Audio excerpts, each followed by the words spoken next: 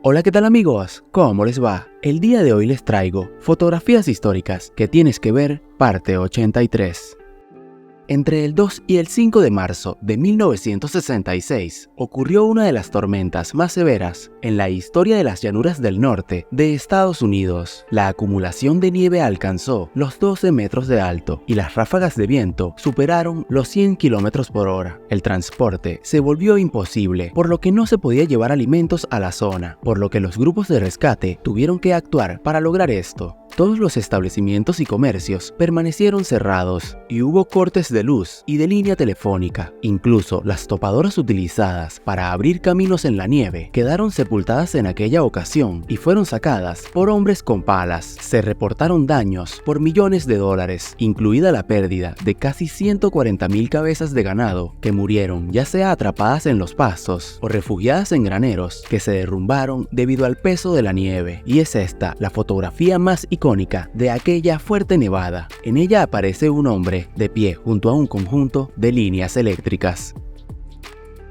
Entre el 23 y 28 de agosto de 1973 se llevó a cabo un robo en una sucursal del Kreditbanken en el centro de Estocolmo. Acá podemos ver a 3 rehenes junto a uno de los secuestradores. Jan Erik Olsson, un convicto apodado Jane, tomó como rehenes a 4 empleados en la cámara acorazada del banco y en algún punto quiso demostrarle a la policía que estaba hablando en serio. Así que escogió a uno de los rehenes, llamado Sven Sassfrom, y le dijo: te voy a disparar en la pierna, pero voy a evitar los huesos para no hacerte tanto daño. Fue aquí cuando otra rehén, de nombre Christine Engmar, dijo algo que nadie podía entender. Ella comentó: Sven es solo en la pierna, mientras los otros trataron de convencer a Olsson de que esa no era una buena idea y de que no iba a conseguir nada hiriendo al chico. Fue ahí cuando Christine tuvo otra idea: llamar al primer ministro de Suecia, donde llegó a decirle que confiaba más en los secuestradores que en la policía, e intentó convencer al hombre de que dejara ir a 2 de ellos con los antisociales, pero el primer ministro se negó.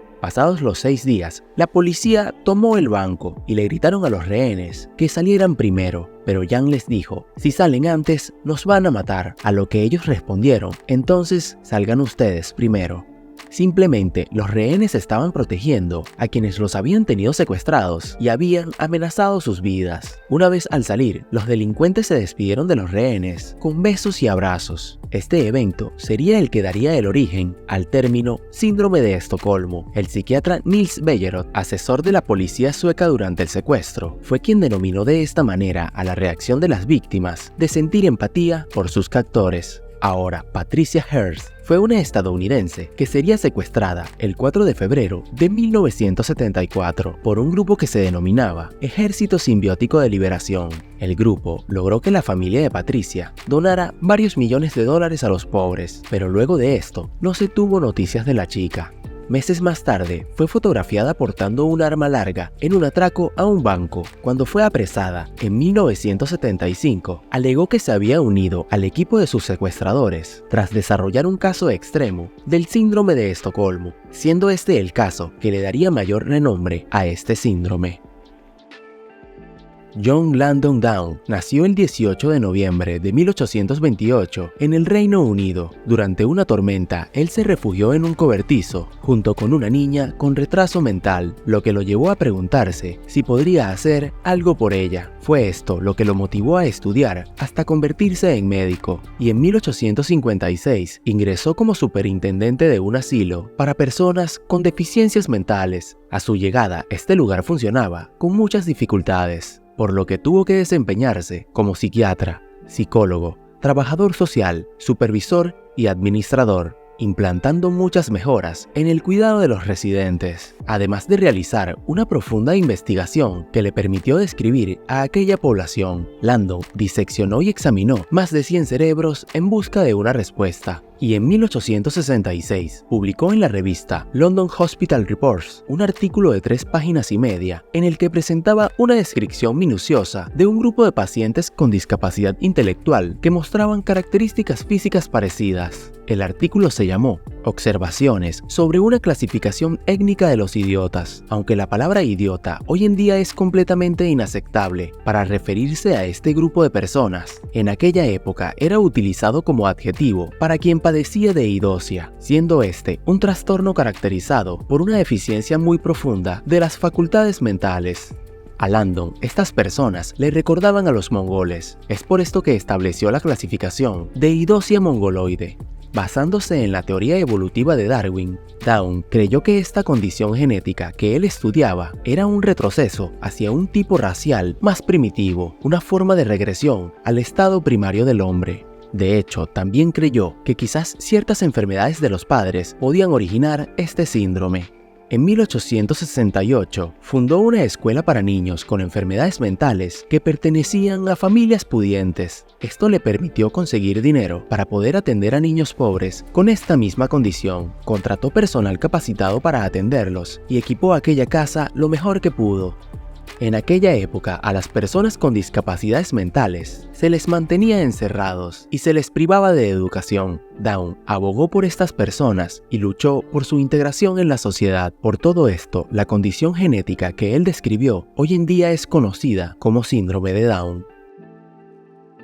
¿Alguna vez has escuchado la frase, no cobres por lo que haces, cobra por lo que sabes? Pues este es su origen. En esta imagen pueden ver al científico Albert Einstein junto a otra mente brillante, Charles Proteus Steinmetz, y en esta ocasión hablaremos de este hombre. Él nació en Alemania en 1865 y fue nombrado Carl August Rudolf Steinmetz. Presentaba una joroba y displasia de cadera, por lo que solo llegó a medir 1,50 m. Como estudiante, se destacó en matemáticas y física. Por su gran inteligencia, siempre fue respetado por compañeros y profesores, los cuales lo apodaron Proteus, el cual es un dios de la mitología griega que podía predecir el futuro, y para no tener que revelarlo a los mortales, cambiaba de forma, pero siempre regresaba a su forma humana, la de un jorobado. Él emigró a Estados Unidos y fue acá donde cambió su nombre. Trabajó en una empresa ubicada en Nueva York e identificó y explicó mediante una ecuación matemática los fenómenos que gobiernan las pérdidas de energía, lo que llevó a grandes avances en los sistemas eléctricos de corriente continua y alterna. Su ecuación más tarde sería conocida como ley de histeresis o ley de Steinmetz. Cuando Thomas Edison y General Electric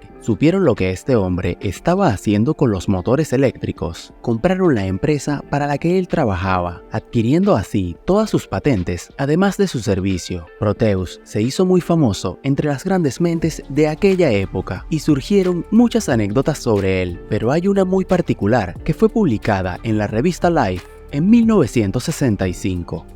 Henry Ford tenía un problema con un generador de una de sus plantas y ninguno de los ingenieros eléctricos a su servicio había podido resolverlo. Por tal motivo contactó a Steinmetz. El hombre rechazó cualquier ayuda y solo pidió una libreta, un lápiz y un colchón para dormir. La historia relata que el genio escuchaba el generador una y otra vez y procedía a realizar cálculos en su cuaderno. Esto fue así durante 2 días completos. Cuando terminó, pidió una escalera, una cinta métrica y una tiza. Procedió a subir a cierta altura del generador e hizo una marca con tiza a un costado. A continuación, les dijo a los ingenieros de Ford que quitaran una placa lateral del generador y eliminaran 16 vueltas de la bobina de campo a partir del punto marcado con tiza. Estos lo hicieron y el generador comenzó a funcionar perfectamente. Henry Ford estaba emocionado hasta que recibió una factura de General Electric por la cantidad de $10,000. Ford reconoció el éxito del ingeniero,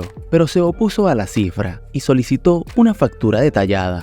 Proteus respondió personalmente a la solicitud de Ford con lo siguiente: hacer una marca con tiza en el generador, $1. Saber dónde hacer la marca, $9,999. Total a pagar, $10,000. Satisfecha la petición del empresario, la factura fue pagada. Proteus murió mientras dormía en 1923 a la edad de 58 años.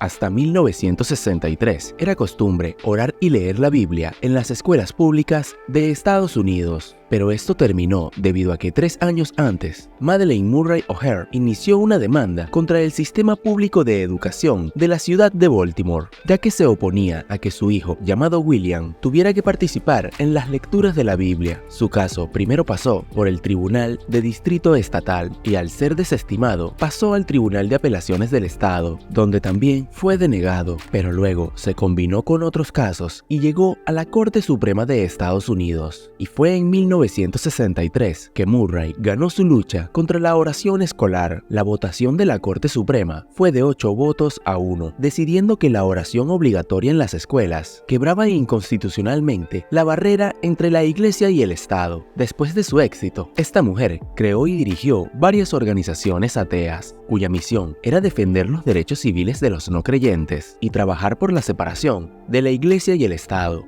Murray presentó otras demandas, como por ejemplo exigir que eliminaran la frase "en Dios confiamos" de los billetes estadounidenses, y también para que no se eximiera del pago de impuestos a las iglesias católicas. Todo esto la llevó a ser una figura muy controversial, tanto que en 1964 la revista Time la llamó la mujer más odiada de Estados Unidos, un título que aparentemente ella disfrutaba. Madeleine produjo un programa de entrevistas de radio en los que se criticaba a la religión y a las creencias teístas. Fue tan popular que llegó a transmitirse por hasta 150 estaciones de radio de todo el país. Todo esto la llevó a sacar grandes ganancias económicas.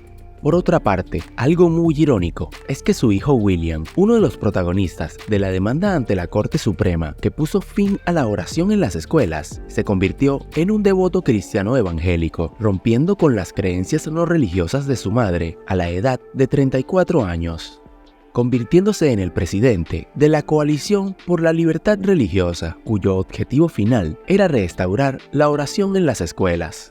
Madeleine, su segundo hijo llamado John y su nieta Rod desaparecieron en 1995, después de que John retirara gran parte de los fondos de la Asociación Ateos de América que había fundado su madre y que él dirigía en ese momento.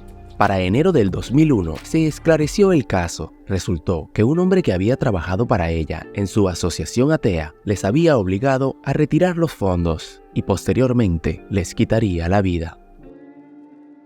Jean-René Lacoste fue un tenista francés que nació en 1904 y logró ganar 7 títulos de Grand Slam entre 1925 y 1929, además de conseguir la medalla de bronce en los Juegos Olímpicos de París 1924. Ahora, este hombre utilizó su popularidad en el tenis para publicitar la marca de ropa Lacoste, la cual él crearía, pero todo esto inició con una anécdota muy peculiar. En 1923, él formaba parte del equipo francés que disputaría la Copa Davis en Estados Unidos. Fue en este país que René vio una maleta de piel de cocodrilo que llamó su atención y el capitán de su equipo le dijo que si ganaba le compraría la maleta. El chico no ganó, pero la historia llegó a los oídos de la prensa y después de ser difundida, el tenista fue apodado el cocodrilo. Ahora, en aquella época, la mayoría de las estrellas del tenis vestían camisa con botones y corbata, pero Lacoste fue revolucionario y prefirió la comodidad. Fue entonces que decidió utilizar una camisa de manga corta hecha de algodón ligero, la cual daba mayor libertad de movimiento durante el juego. Fue así como nació el estilo de camisa polo moderno, y además agregó un cocodrilo bordado en sus camisas, haciendo alusión a su apodo.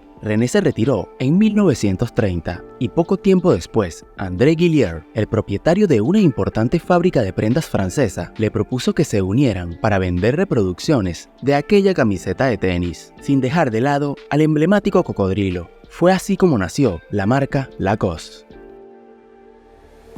Acá a la derecha de la pantalla te dejo un video con otro grupo de fotografías históricas que no puedes dejar de ver.